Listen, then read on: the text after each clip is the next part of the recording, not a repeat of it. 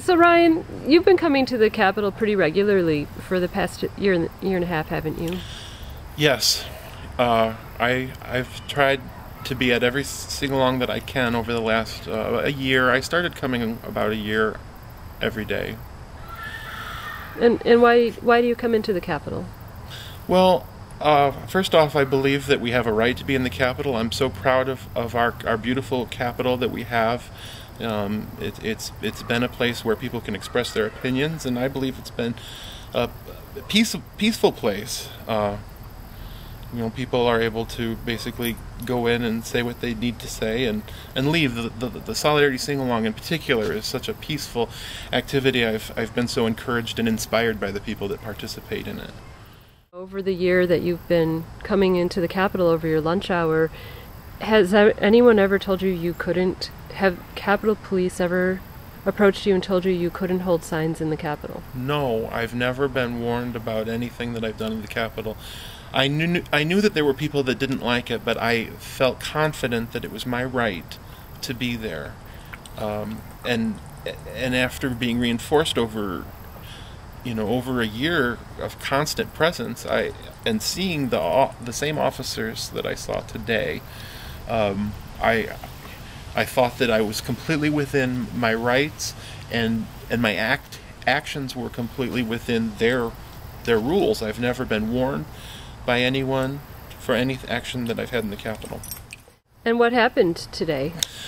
Well, today after I left work, after participating in the Solidarity Sing-Along today, where I saw the same officers, I arrive home and there are two Capitol Police officers parked in their car. Before I saw them, I was getting my mail out of the mailbox and I hear someone cheerfully calling my name, Ryan, and I look up and it was Officer Mitch Steingraber, I believe is his name, and Andrew Hyatt were approaching me from their Capitol Police vehicle, and my heart just sank. I had heard stories of this happening to my friends, and I thought that I was maybe lucky because I had not been issued any kind of citation in the past for anything. That I had thought that it would be just another day, but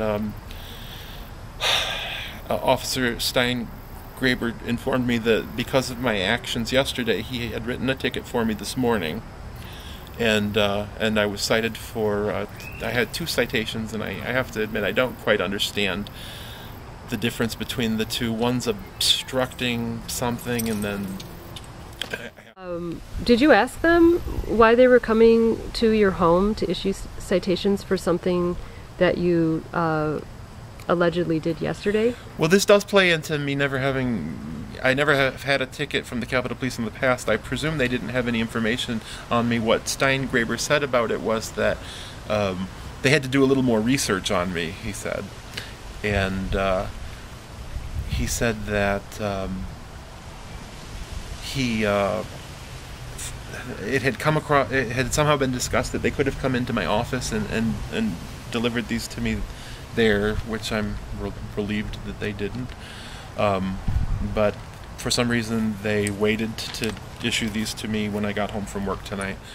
So at approximately 5:35 I was issued these 2 citations, or it's probably 5:40 by that time, in front of my house. How did that make you feel to have the police come to your home to issue citations for something that happened in the Capitol yesterday? Well, first off, it's incredibly intimidating and frightening to see police at your door.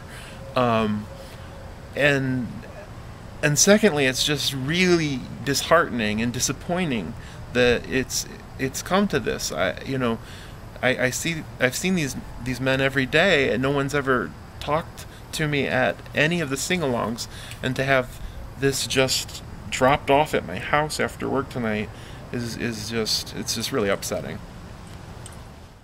Do you believe that the police chief is ordering his officers to do this, intentionally ordering them to do this as an intimidation tactic? Yes. Now I saw reports last week that he was going to be cracking down, and I believe that his mechanism now for cracking down is by dividing and conquering, and by catching everyone when they're alone. And I felt defenseless, and I had no backup, I had no support. I felt totally caught off guard. Are the tactics that the new police chief is using at all like the tactics that Chief Tubbs used when he was policing in the Capitol? No. No, Tubbs was, in my mind, well, first off, he made a presence. He was actually there. I haven't seen Irwin yet in the Capitol, so it's again, he just seems to be, trying to, intimidate people from afar. The Capitol Police have a responsibility to protect the people that are within their rights, and that's something that I think Tubbs did a way better job than what Irwin is doing. The way things are going, it's becoming clearer and clearer that their prime mission is to stifle speech, and it becomes more and more important that people stand up simply just for the message of free speech. After getting involved in a number of different issues and finding that no matter what the issue, there's always going to be somebody that wants to silence you, it's honestly become more important that people fight for their freedom to offer their opinion in the Capitol, especially our Wisconsin Capitol, a Capitol that was designed specifically to be a public forum. And I feel like we almost have to fight just to keep that